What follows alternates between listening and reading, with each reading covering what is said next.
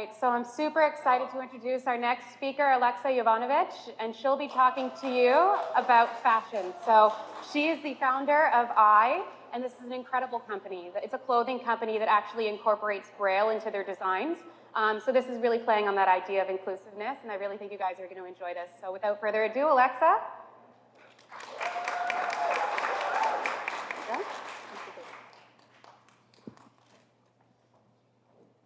Hi, everyone.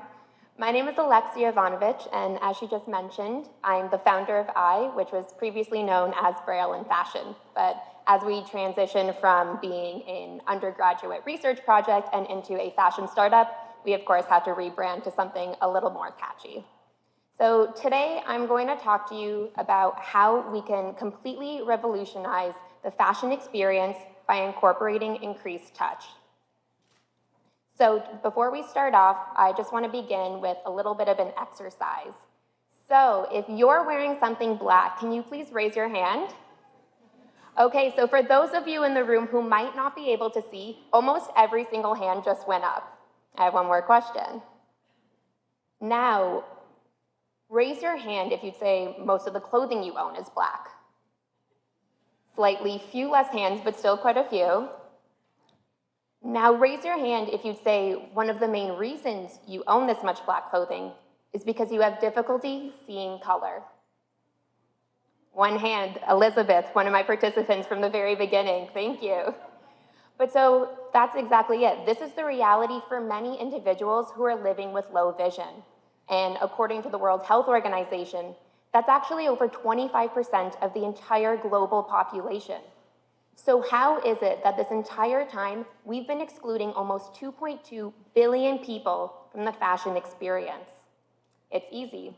All of our industries have led us to believe that individuals with disabilities aren't consumers, and that creating accessible products, it's just too expensive and it takes way too long.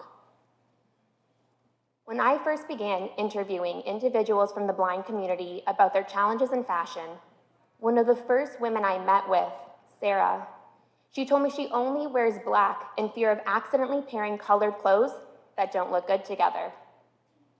Another woman that I interviewed, Lauren, told me that instead of buying her favorite clothes, those ones that make her feel amazing, that fit perfectly, instead of being able to buy those in multiple colors, she can only buy clothes with extremely different textures. So instead of focusing on feeling amazing about what she's wearing, she's focusing on whether or not she'll be able to tell the difference between items when she's going through her closet. So I first began all of this research when I was in my last year at Ryerson University studying fashion. That was about 4.5 years ago. In school, we were always taught the importance of disrupting fashion industry norms through innovative design thinking and co-design processes. I distinctly remember I was shopping, I saw a piece of beaded clothing, and immediately made the connection between the similarity in size of small beads and Braille. That's when the idea hit me. Why couldn't all of that beaded clothing have a function beyond its aesthetic value?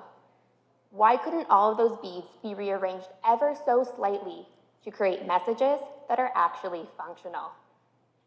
Visually, I think Braille is absolutely stunning. I don't know if you can tell, but majority of my clothing here has Braille on it. You might not have known, it doesn't necessarily look like accessible clothing. Functionally, the fact that people can read through touch is actually mind-blowing. Braille is empowering, it increases independence, and it also increases literacy. So of the 85% of individuals who read Braille, they all go on to have successful careers. They go to university, some of them get their masters, even PhDs. But despite all of this success, they only actually account for 10% of the blind community. And that directly relates to the negative influences that individuals in our society have about individuals living with blindness. So for many blind individuals, the fear of looking blind or being considered blind by other individuals actually trumps the benefit of learning Braille. And it detracts them from learning Braille, something that could completely transform the quality of their life. I believe that good design shouldn't exclude anyone. And that goes for all of those individuals who have difficulty choosing their clothes due to low vision. If you take a look here, you'll see that there's Braille on all of this clothing. The Braille on our garments, it describes the different clothing characteristics. So for example, this white shirt here, it explains that it's white and it has black beading. It'll tell you how you can launder that item. It'll tell you what it's made out of, what if you have an allergy. It tells you how the garment's intended to fit. So for example, this jacket I have on here, it's oversized. One of these lines here, it tells you that. If you didn't know that, someone who is visually impaired might put this jacket on and think that it's way too big. Meanwhile, that's the style, that's the way it's actually supposed to fit. And so through touch, an individual who can read Braille gets all of that information, all of the information that someone else would have found out just by being sighted. In order to make sure that these garments are fully accessible, we work through a co-design process, and that includes both blind and sighted individuals. One of the reasons that we do this is because research shows that in order for accessible products to succeed, they need to be marketed to the global fashion community. So that means they need to be adopted by individuals with or without disabilities. That's one of the biggest differences that sets leaders apart from the others in our industries that we work in. It's not enough just to create a diversity-related advisory board or to say that you care about inclusivity. Real participation and real action from the community matters, and it makes a huge difference to the end consumer knowing that they've been involved the entire time, knowing that that product you made them is because they actually wanted it. And so